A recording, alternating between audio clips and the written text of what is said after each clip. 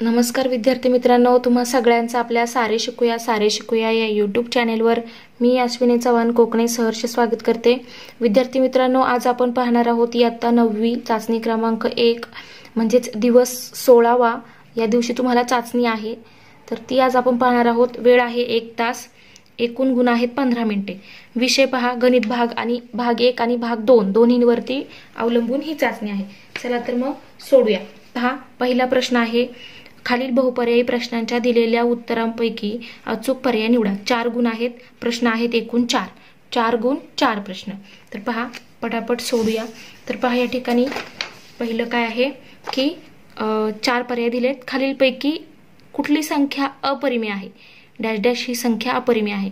तर पहा 3 ही अपरिमेय संख्या नाहीये, 0 पण नाहीये, वर्गमुळात 4 पण नाही, कारण वर्गमुळात 4चं वर्गमूळ निघतं, 2 ही संख्या निघते, म्हणजे वर्गमुळात 2 ही संख्या काय आहे? अपरिमेय आहे। म्हणजे या ठिकाणी पर्याय ए हे या प्रश्नाचं प्रश्न क्रमांक 1 पहिल्याचं उत्तर आहे, पर्याय ए वर्गमुळात 2।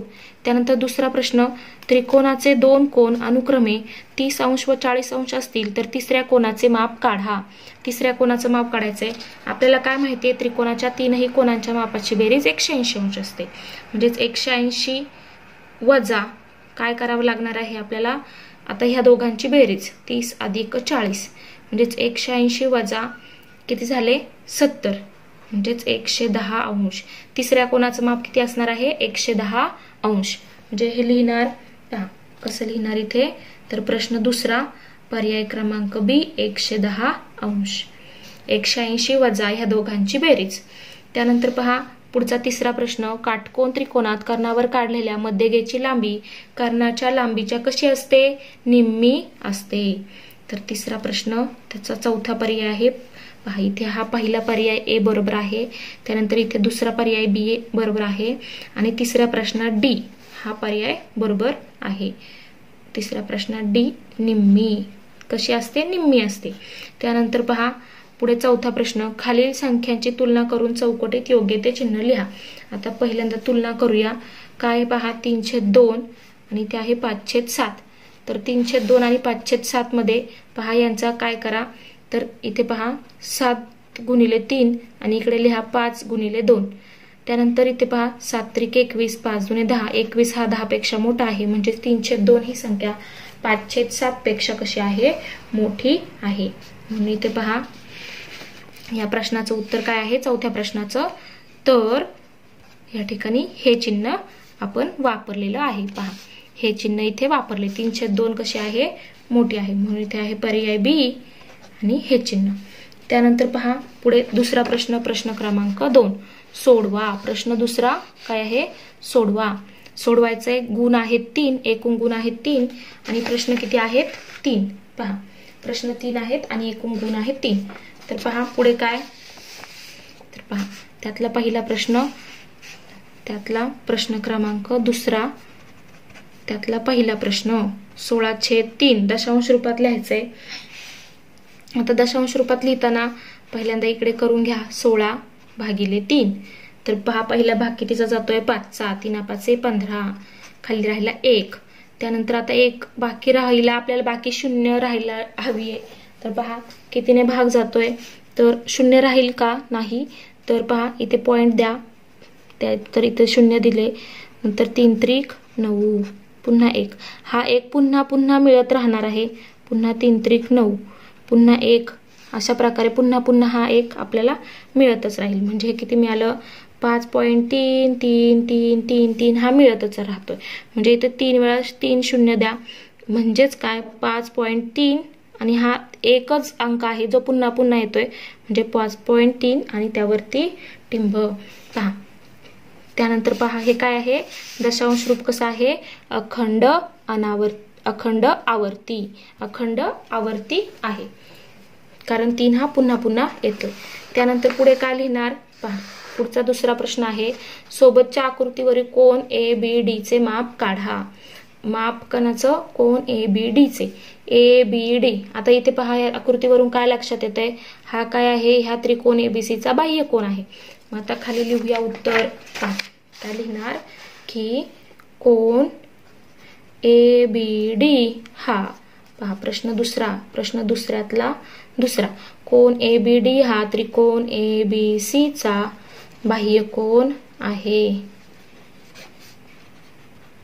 बाह्यकोन आहे म्हणून कोन ABD चे माप बरोबर कोन BAC, कोन BAC अधिक कोन कुठला कोन BCA. इथे माप लिहिलं तरी चालेल. म्हणजेच काय, हे कशावरून, तर दूरस्थ आंतरकोनाचे प्रमेय, त्रिकोणाच्या दूरस्थ बाह्य कोनाचे प्रमेय.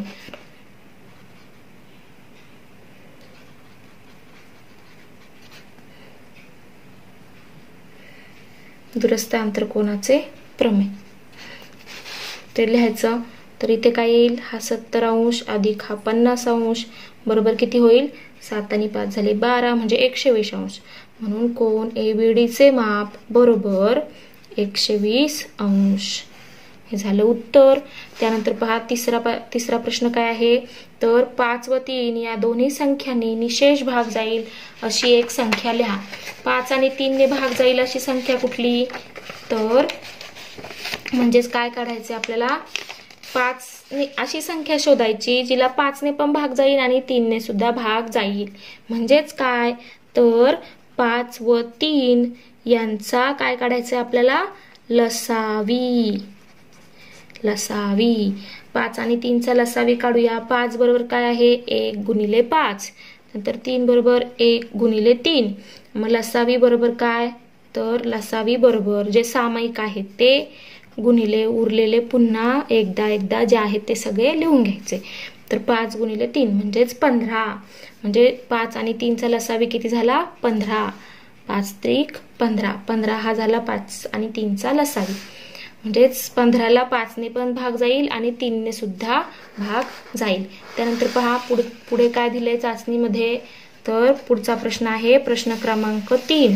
तर याच्यामध्ये काय करायचं आहे, तर संख्या रेषेवर वर्गमुळात 2 ही संख्या दाखवा.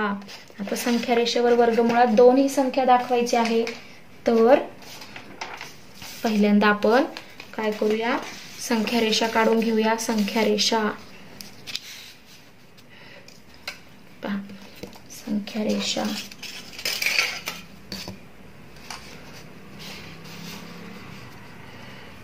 आधी संख्या रेषा काढायची. संख्या रेषा आता वर्गमुळात 2 दाखवायचं आहे, म्हणजे इथे 1 आणि इथे 2 असे तुम्हाला अंतर घ्यायचे व्यवस्थित. तर पहा या ठिकाणी बरोबर अंतर घ्यायचे आहे तुम्हाला मोजून पट्टीच्या साहाय्याने, म्हणजे उत्तर चुकणार नाही.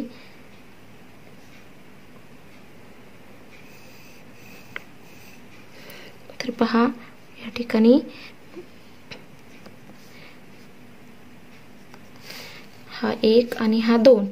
तर इकडे सुद्धा घेऊया हा -1. त्यानंतर पहा आता आपल्याला वर्गमुळात 2 ही संख्या दाखवायची आहे. मग याला म्हणूया A, ह्या बिंदूला म्हणूया A.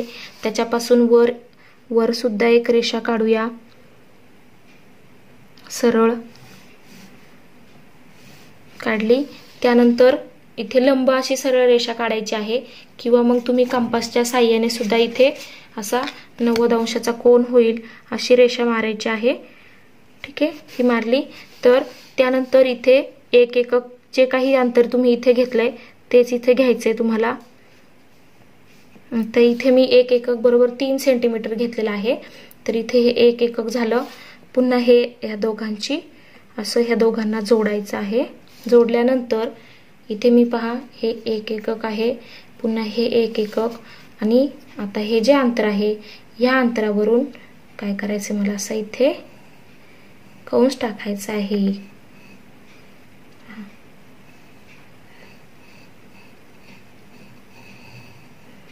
आलंय. म्हणजे ही जी इथे जिथं ही टच झालेली आहे तो काय आहे आपला वर्गमुळात 2. याला म्हणायचं आहे P. त्यानंतर हा लंब आहे, याला म्हणूया बिंदू Q, आणि ही काय आहे वर्गमुळात 2. म्हणजे संख्या रेषेवर वर्गमुळात 2 इथे आहे. म्हणजेच हे झालं आपलं उत्तर. पहिला प्रश्न झाला. त्यानंतर आता पहा, या बिंदू Q हा वर्गमुळात 2 ही संख्या दर्शवतो. बिंदू Q हा वर्गमुळात 2 ही संख्या दाखवतो.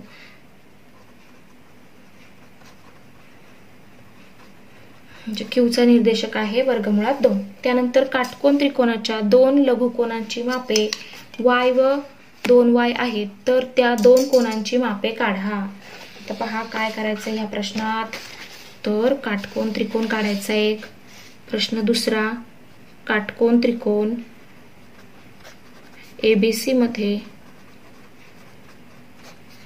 काटकोन त्रिकोण ABC मध्ये, हा काटकोन त्रिकोण आहे ABC. तर 2 लघुकोन, आता हा 90 अंशाचा आहे, राहिलेले हे 2 लघुकोन आहेत, त्याचं माप समजा हा आहे y आणि हा आहे 2y. तर त्या 2 कोनांची मापे काढा. म्हणजे A चं आणि C चं माप आपल्याला काढायचं आहे. तर इथे आपण लिहिणार त्रिकोणाच्या 3ही कोनांच्या मापाची बेरीज. त्रिकोणाच्या 3ही कोनांच्या मापाची बेरीज. मापांची बेरीज 180 अंश असते. म्हणून कोन A अधिक कोन B अधिक कोन C बरोबर 180 अंश. आता कोन A बरोबर किती आहे, तर y, अधिक कोन B बरोबर किती आहे, तर 90 अंश, अधिक कोन C बरोबर किती आहे, 2y बरोबर 180 अंश. तर पहा, हे y आणि 2y किती झाले, 3y अधिक 90 बरोबर 180. म्हणजेच 3y बरोबर 180 वजा 90 म्हणजेच 3y बरोबर, म्हणून 3y बरोबर 90 अंश. म्हणजेच y बरोबर किती, म्हणून y बरोबर 90 भागिले 3. म्हणजेच y बरोबर किती मिळालं, 30 अंश. y बरोबर मिळालं आपल्याला 30 अंश. म्हणून कोन A बरोबर 30 अंश, कारण A ची किंमत किती आहे, y. त्यानंतर कोन C बरोबर कोन C बरोबर 2y बरोबर 2 गुणिले 30 अंश. म्हणजेच कोन C बरोबर 30 दुने 60 अंश. आता मिळालं आपल्याला. म्हणजेच त्या 2 कोनांची मापे, म्हणून त्या 2 कोनांची मापे 30 अंश व 60 अंश असतील. हे झालं आपलं उत्तर. पाहूया पुढचा प्रश्न. प्रश्न तिसरा पहा. पुढचा प्रश्न आहे प्रश्न तिसरा. तर याच्यामध्ये काय विचारलंय, ह्या आकृतीत रेषा L समांतर रेषा M असून N ही छेदिका आहे. त्याच्यामध्ये पहिलं काय विचारलंय की कोन A बरोबर 40 अंश असेल तर कोन B बरोबर किती. तर पहा, इथे प्रश्न किती आहेत पहा. तिसऱ्या प्रश्नात एकूण 8 गुण आहेत आणि 4 प्रश्न सोडवायचे आहेत. म्हणजे 2 गुणांसाठी 1 प्रश्न आहे. तर तिसरा सोडूया. पहा, ही आकृती आहे आणि हे प्रश्न आहेत. तर पहा, रेषा L समांतर रेषा M व रेषा N ही छेदिका आहे, हे आपल्याला दिलेलं आहे. त्यानंतर पहा, पहिला प्रश्न. त्याच्यात पहिला प्रश्न विचारलाय कोन A बरोबर 40 अंश. हा कोन दिलेला आहे 40 अंश. A बरोबर दिलाय 40 अंश. तर B बरोबर किती असणार आहे, 40. कारण ह्या 2 रेषा कशा आहेत, एकमेकांना समांतर आहेत. आणि काय होईल, म्हणून हा कोन आणि हा कोन काय आहेत, संगत कोन आहेत. कोन A बरोबर कोन B, एकरूप कोन B. कारण काय, संगत कोन, म्हणून संगत कोन कसोटीनुसार. म्हणून कोन B बरोबर, कोन B चं माप बरोबर किती मिळालं, 40 अंश. कारण ते कसे आहेत, सारखे आहेत. हे झालं पहिलं. त्यानंतर दुसरं पहा. दुसऱ्यामध्ये काय विचारलंय, कोन B व कोन C कोणत्या प्रकारचे कोनांची जोडी आहे. आकृतीवरून काय दिसतंय, कोन B आणि कोन C कसे आहेत, आंतर व्युत्क्रम कोन. मग काय लिहिणार, कोन B व कोन C हे काय आहेत, आंतर व्युत्क्रम कोन जोडी आहे. त्यानंतर पहा पुढचा प्रश्न. प्रश्न क्रमांक 4. पहा, प्रश्न 4 मध्ये काय विचारलंय, तर प्रश्न 4 मध्ये काय सांगितलंय की त्रिकोण ABC मध्ये पहा, पहिला प्रश्न, BD हा बाजू AC चा शिरोलंब आहे, शिरोलंब आहे. म्हणून शिरोलंब आहे म्हणजेच काय, तर इथे किती अंशाचा कोन तयार होईल, कोन ADB बरोबर 90 अंश, कारण शिरोलंब आहे. म्हणजेच BD लंब आहे AC ला, बाजू AC ला. त्यानंतर दुसरा प्रश्न, दुसऱ्या प्रश्नात काय आहे पहा. AN ही बाजू BC वर काढलेली मध्यगा आहे. AN ही बाजू BC ची मध्यगा आहे. म्हणजेच N हा बाजू BC चा काय आहे, मध्यबिंदू आहे, मध्यबिंदू आहे. म्हणून जर BN बरोबर 5 असेल तर BC बरोबर किती, BC बरोबर काय लिहिणार, BC बरोबर 2 गुणिले BN, कारण BC कसा असणार आहे, BN च्या डबल, कारण BN बरोबर NC, कारण N हा मध्यबिंदू आहे. तर BC बरोबर काय येईल, 2 गुणिले BN, म्हणजेच 2 गुणिले 5, म्हणजेच काय, BC बरोबर 10. म्हणजे खाली काय लिहिणार, BC बरोबर 10. हे झालं आपलं उत्तर. अशा प्रकारे आपण पूर्ण चाचणी क्रमांक 1 अतिशय व्यवस्थित स्पष्टीकरणासह सोडवून घेतलेली आहे. आता पुढच्या लेक्चरमध्ये म्हणजे पुढच्या व्हिडिओमध्ये आपण दिवस क्रमांक 17 ते दिवस क्रमांक 30 पर्यंत अगदी संपूर्ण स्वाध्याय व्यवस्थित स्पष्टीकरणासह पाहणार आहोत. शेवटपर्यंत व्हिडिओ पाहिल्याबद्दल थँक्यू.